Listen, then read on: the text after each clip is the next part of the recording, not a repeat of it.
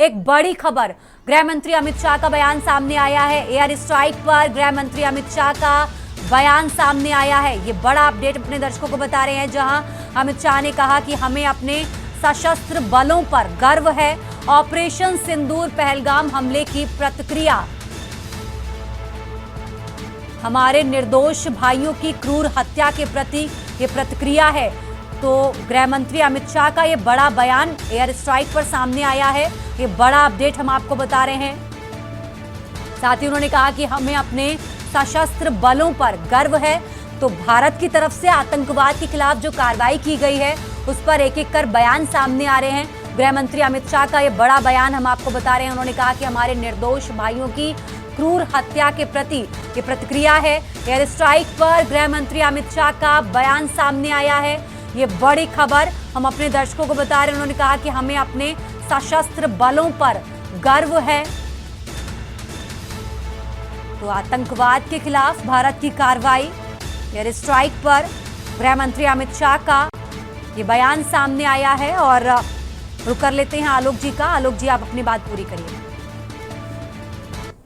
कह रहा था कि पाकिस्तान आर्थिक और सैन्य रूप से सक्षम नहीं है कि युद्ध को जारी रखने के लिए। उनके पास ना एम्यूनिशन है, ना उनके पास अर्थव्यवस्था है, और तो और तेल और पेट्रोलियम प्रोडक्ट्स का जो भंडारण है वो भी समुचित नहीं है युद्ध को जारी रखने के लिए। इसलिए पाकिस्तान तो हमेशा यही चाहेगा कि युद्ध ना हो। वो काफी समय से कोशिश कर रहा है, कुछ समय से, जब से पहलगाम हमला हुआ है उसको लग रहा है कि आगे किसी तरीके से भारत रिटेलिएट ना करे।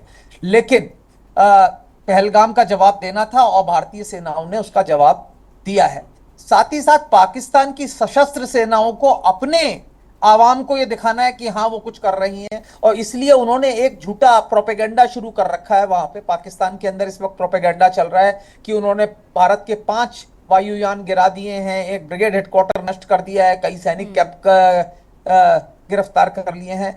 तो ये झूठा प्रोपेगेंडा चलाकर वो अपने आवाम को संतुष्ट कर रहे हैं। और अब उनको लग रहा है कि अगर भारत दोबारा अगर हमला करेगा, क्योंकि कई ऐसी रिपोर्ट आई है कि भारत अभी जो है ये हमला पूरा नहीं हुआ है, ऑपरेशन सिंदूर चल रहा है, तो उनको डर लग रहा है। और उसी के मद्देनजर ये जो वक्तव्य आया है ये अंतर्राष्ट्रीय समुदाय की ओर है कि भाई आप लोग कोशिश करके किसी तरीके से इस युद्ध को रोकिए, हम अब हमला नहीं करेंगे।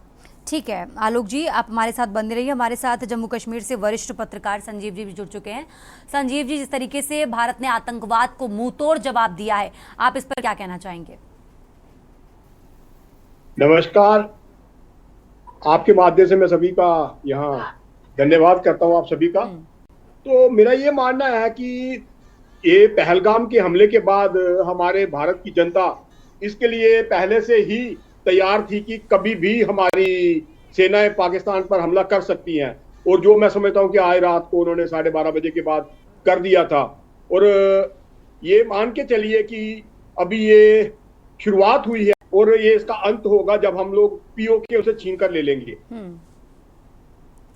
ठीक है संजीव जी, आप सभी मेहमानों का बहुत बहुत शुक्रिया। और आप लोग बने रहिए हमारे साथ। यहाँ रुकते हैं एक छोटे से ब्रेक के लिए। जिस तरीके से भारत का ऑपरेशन सिंदूर सफल रहा है, लगातार प्रतिक्रियाएं सामने आ रही हैं, देश भर में खुशी का माहौल है। खबरों का सिलसिला लगातार जारी है। फिलहाल यहाँ रुकते हैं एक छोटे से ब्रेक के लिए।